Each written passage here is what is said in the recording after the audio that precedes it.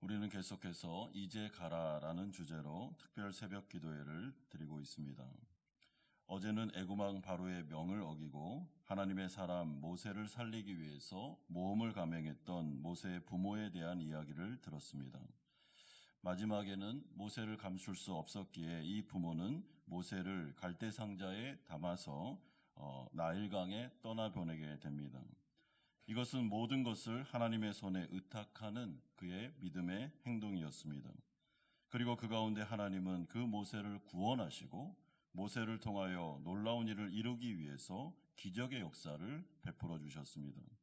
이 부부가 기대하지 않았던 놀라운 일이 벌어졌는데 그들은 합법적으로 모세를 양육할 뿐만 아니라 그 양육하는 값까지 받으면서 월급까지 받으면서 자신의 아들 모세를 이제 하나님의 자녀로 키우게 됩니다. 이런 점에서 우리가 어제는 하나님 앞에서 믿음의 선택을 하고 모험을 감행할 때 하나님의 역사를 우리가 체험할 수 있음을 알게 되었습니다. 그렇다면 오늘은 어떤 이야기가 나오고 있습니까? 출애굽기에 나오는 이스라엘 백성들은 무려 200만 명이나 되는 엄청난 숫자입니다. 이 엄청난 백성들을 이끈 자가 바로 모세입니다. 그러므로 하나님은 이제부터 본격적으로 모세를 훈련시킵니다. 모세가 크게 세 단계로 훈련을 받는데 첫 번째는 어렸을 때 어머니로부터 받은 신앙 교육입니다. 나중에 모세가 청년이 되어 애굽의 모든 부귀영화를 거부하고 자기 백성에게로 돌아온 이유가 바로 이 어렸을 때 받았던 신앙 교육 때문이었습니다.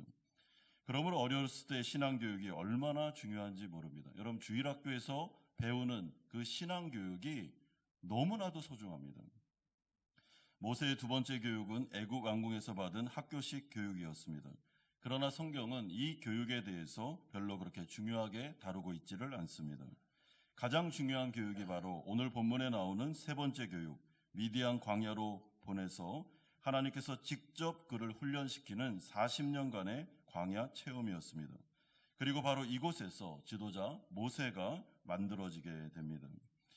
우리가 오늘 첫 번째로 살펴보고 싶은 주제는 모세가 어떤 선택을 내렸는가 하는 말씀이 히브리서 11장 24절에서 26절에 나오는 것입니다. 오늘 본문의 시작함에 있어 우리는 이 히브리서의 말씀을 고려하지 않을 수가 없습니다. 믿음으로 모세는 장성하여 바로의 공주의 아들이라 칭함받기를 거절하고 도리어 하나님의 백성과 함께 고난받기를 잠시 제약의 낙을 누리는 것보다 더 좋아하고 그리스도를 위하여 받는 수모를 애굽의 모든 보화보다 더 큰 재물로 여겼으니 이는 상 주심을 바라봄이라 라고 히브리서 11장은 말씀합니다. 모세가 애굽의 공주의 아들로 입양이 되었을 때 이 공주에게는 아들이 없었습니다. 그리고 지금 이 시기에는 애굽에서는 입양된 아들도 다른 아들들과 차별 없이 대우를 받았습니다. 그러므로 입양이 된 아들도 친아들과 똑같은 법적인 권리를 가질 수가 있었습니다.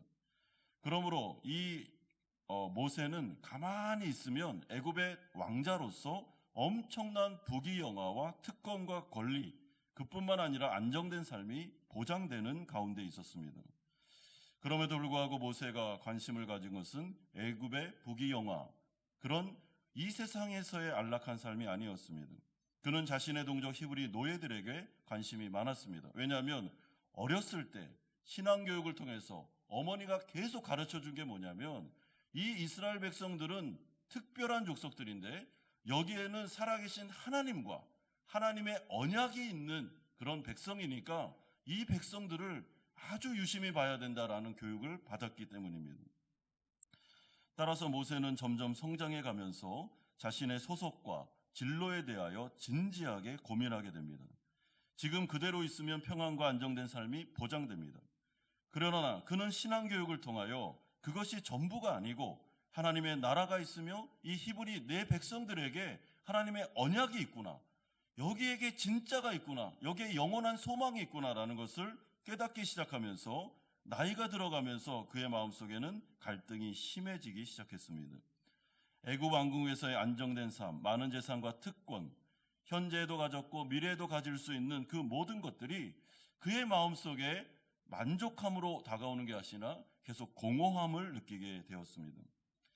그래서 그는 여호와 하나님에 대한 그리움이 극대화되면서 하나님과 더불어 살아가는 믿음의 삶, 하나님의 나라와 그의 언약에 대하여 생각하면서 어떻게 됩니까? 시간이 흘러가며 이 두 개를 다 잡을 수가 없다는 것을 알게 되면서 그는 바로 왕궁에 있는 것들을 포기하고 히브리 민족, 자신의 민족에게로 나아가는 선택을 하게 됩니다.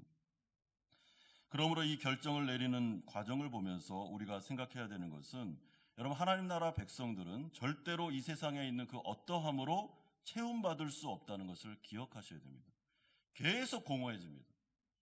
여러분, 우리의 소속은 하나님의 나라입니다. 물론 이 세상에도 살죠. 그렇기 때문에 이 세상에서 살아가면서 여기에 우선순위를 두고 살다 보면 안정된 삶은 보장될지 모르지만 마음속에는 계속 공허함이 오면서 이건 아닌데 채워지지 않는 그 어떤 일들이 벌어질 수밖에 없습니다. 그러므로 2023년도를 시작하면서 우리 성도님들이 생각하셔야 되는 것은, 나의 소속은 하나님의 나라고 내가 채움받는 것은 많은 돈을 버는 것도 아니고 안정된 삶을 사는 것도 아니라 오직 하나님으로부터 나는 채움받는다. 하나님으로부터 오는 은혜와 영적인 은혜가 있어야 내가 이 세상을 살아갈 수 있는 힘과 능력을 채움받을 수 있다는 것을 생각하시고 우선순위를 하나님과의 관계로 두셔야 됩니다. 여러분, 하나님과의 관계가 바르지 않으면 아무리 열심히 살아도 공허합니다. 뭔가 채워지지 않습니다. 그리고 굉장히 허전합니다. 그러므로 하나님을 예배하는 삶, 우리 장로님이 아까 기도했던 것처럼 예배에 승리하고 하나님을 만남에 승리하고 기도로 승리할 때 이 세상에서도 공허하지 않고 만족된 삶을 살 수 있다라고 생각하셔야 됩니다. 두 번째는, 그럼에도 불구하고 모세가 선택한 결과 가운데 예상하지 못한 현실이 11절에서 14절에 나타나고 있습니다. 모세가 자신들의 백성을 선택했을 때 일이 잘 풀릴 줄 알았습니다. 그런데 모세의 생각과는 다르게 일이 진행되고 있습니다. 11절에 모세가 장성한 후에 한 번은 자기 형제들에게 나가서 그들이 고되게 노동하는 것을 보더니 어떤 애굽 사람이 한 히브리 사람 곧 자기 형제를 치는 것을 본지라 좌우를 살펴 사람이 없음을 보고 그 애굽 사람을 쳐 죽여 모래 속에 감추니라. 여러분, 이것은 사랑을 가장한 모세의 다듬어지지 않았던 혈기였습니다. 모세는 젊은 혈기를 이기지 못해 애굽의 노예 감독관을 죽여버립니다. 이런 악질 같은 놈이 없어져야 자신의 백성들이 고생을 덜 할 테니까 내가 내 힘으로 이 애굽의 이 노역관을 죽여버리겠다라고 하고, 그게 하나님의 사역을 위하여 도움이 된다라고 생각했습니다. 그러나 그것은 하나님의 일을 그르치는 것이었습니다. 도움이 전혀 안 됐습니다. 왜냐하면 하나님의 나라는 절대로 혈기로, 분노로, 그리고 자신의 힘과 능력으로 세워지는 나라가 아니기 때문에 그렇습니다.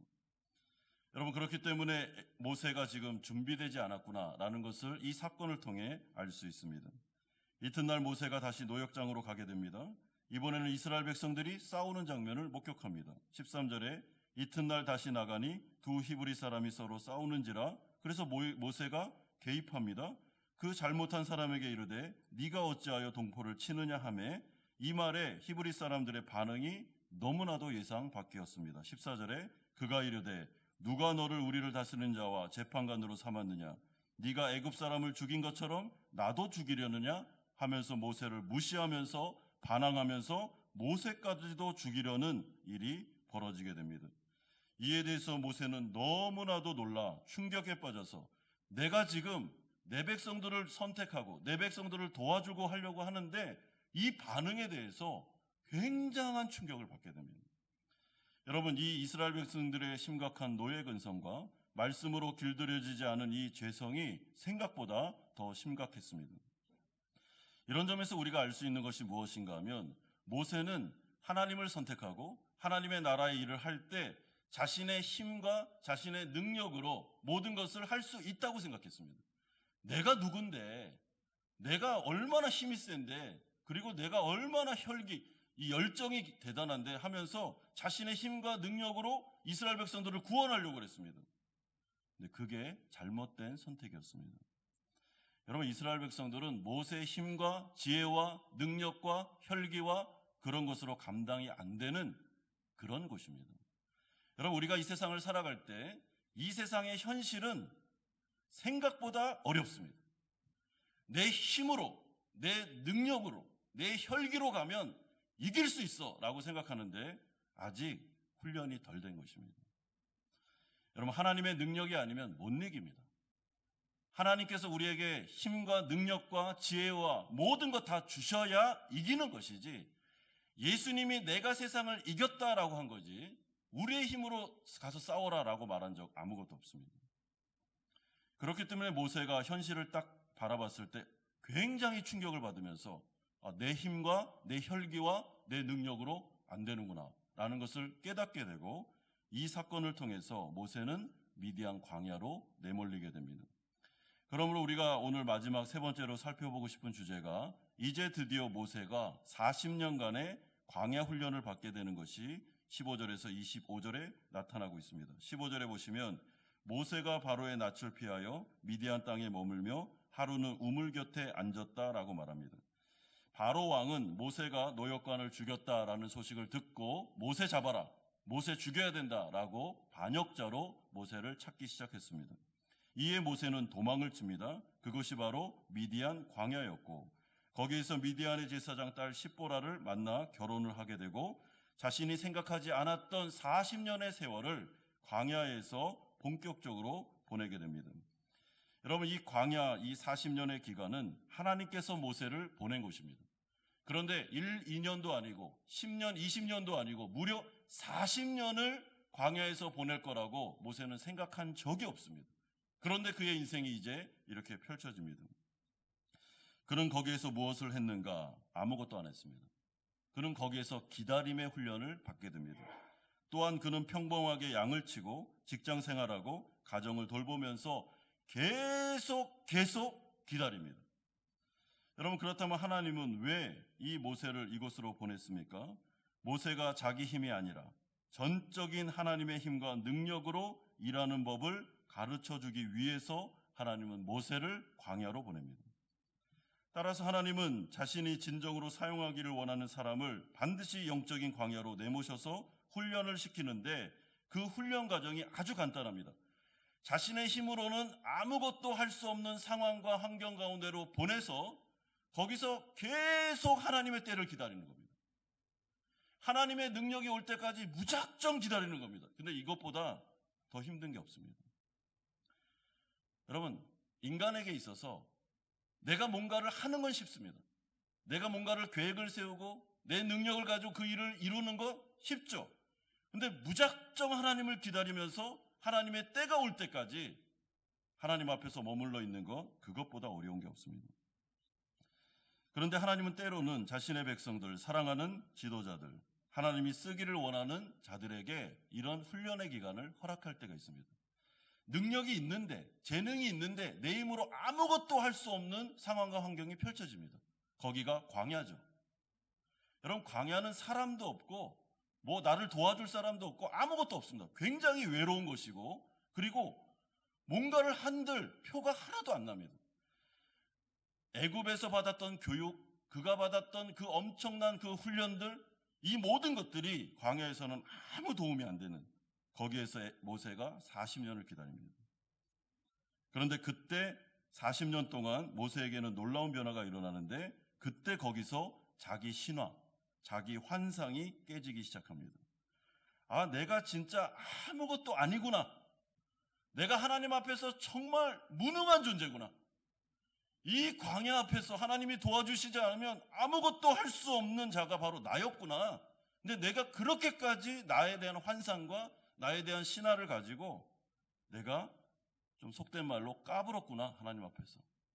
내가 모든 것을 할 수 있으면, 저 노역관을 쳐 죽이면 이스라엘 백성들도 구원하고 내가 구원자가 돼서 하나님의 나라에서 막 엄청나게 쓰임받을 수 있겠구나 라고 착각을 했구나라는 것을 광야에서 배우게 됩니다. 긴 기간 동안 그는 철저하게 하나님 앞에서 죽고 또 죽는 경험을 하게 됩니다. 그리고 거기에서 위대한 지도자 모세가, 하나님의 구원자, 하나님의 능력자가 바로 그 광야에서 태어나게 됩니다. 그러므로 이 영적인 광야 훈련의 두 가지 특징이 나타나는데, 첫째는 모세의 시간대를 하나님의 시간대에 맞추는 훈련입니다. 40년의 광야의 기다림이 모세에게는 굉장히 긴 시간이었지만 하나님께는 순간에 불과했습니다. 이것이 바로 우리와 하나님과의 차이입니다. 우리는 때를 놓치면 아무것도 할 수 없다고 생각합니다. 그래서 초조해하면서 하나님의 때를 잘 기다리지를 못합니다. 하지만 하나님께서는 때를 놓친다는 것 자체가 없습니다. 우리가 하나님의 때를 기다리지 못하는 이유는 하나님을 자꾸 우리의 시간대에 맞춰서 그분을 내 안에 가두고 싶기 때문입니다. 내가 주인 노릇하고 싶은 거죠. 그래야 안심이 되니까요. 하지만 절대로 하나님은 내 뜻대로 움직일 수 없는 분이십니다. 하나님은 나의 인생의 주인이십니다. 하나님은 죽은 자를 살립니다. 하나님의 때는 나의 때와 다릅니다. 내가 죽었구나, 이제 아무것도 못하겠구나 라고 할 때가 하나님의 때입니다. 그때 하나님께서는 역사하십니다. 두 번째 광야 체험의 교훈은 하나님을 전적으로 의지하는 법을 가르쳐 주십니다. 광야는 말 그대로 아무것도 없는 외로운 곳입니다. 모세는 지금까지 애국 왕궁에서 재능 많은 사람들, 재물에 애워싸여 지냈습니다. 그곳에서 그는 하나님 없이도 많은 것을 이룰 수 있었습니다. 그래서 그 가운데 자꾸만 자기에 대한 잘못된 이해와 자기 환상이 생겼습니다. 하지만 모세는 아무것도 없는 이 미디안 광야에서 철저하게 하나님 앞에서 자신의 본 모습을 적나라하게 깨닫게 됩니다. 철저하게 보잘것없는 나, 무능한 자신을 발견하게 됩니다. 이것이 바로 모세가 40년 동안 경험한 광야 체험입니다. 여러분, 우리가 코로나라는 기간을 2년을 보냈죠. 그러나 이 기간은 성도들에게 있어서는 아까운 시간이 아닙니다. 철저하게 우리에게 말씀하셨습니다. 너희들 아무것도 아니다. 하나님 도와주지 않으면 아무것도 못해 라는 것을 알려주시는 기간이었기에 영적으로 유익한 기간입니다. 우리에게 오는 모든 고난은 성도에게는 버릴 것이 하나도 없습니다. 우리를 하나님 나라 지도자로, 하나님의 백성으로, 거룩한 하나님의 능력자로 만드는 것이 바로 고난의 삶입니다. 그러므로 우리가 오늘 이 새벽 예배를 드리면서 정말 하나님 앞에 나와서 기도해야 될 것이 무엇인가 하면, 여러분 2023년도를 맞이하면서 하나님에게 우선순위를 두셔야 됩니다. 바로 왕이 있었던 왕궁의 그 화려한 삶에 여러분 심취되면 안 됩니다. 깨어나야 됩니다. 거기는 우리가 살아갈 곳이 아닙니다. 하나님의 나라, 여기가 우리가 살아갈 곳입니다. 그러므로 이 나그네 인생이라는 것을 생각하면서 계속해서 하나님 앞에서 깨어있는 삶을 사셔야 됩니다. 그리고 두 번째는 나에게 주어진 고난의 인생을 원망하지 말고 기다리는 훈련을 하십시오. 전적으로 하나님을 의지하는 훈련을 하십시오. 그러면 때가 되면 하나님의 엄청나신 능력이 나에게 부어지면서 하나님의 구원자로 우리가 쓰임받을 수가 있습니다. 이런 은혜가 오늘 이 새벽에 기도하는 가운데 우리 성도님들에게 충만하게 임하기를 주 예수 그리스도의 이름으로 축원드립니다.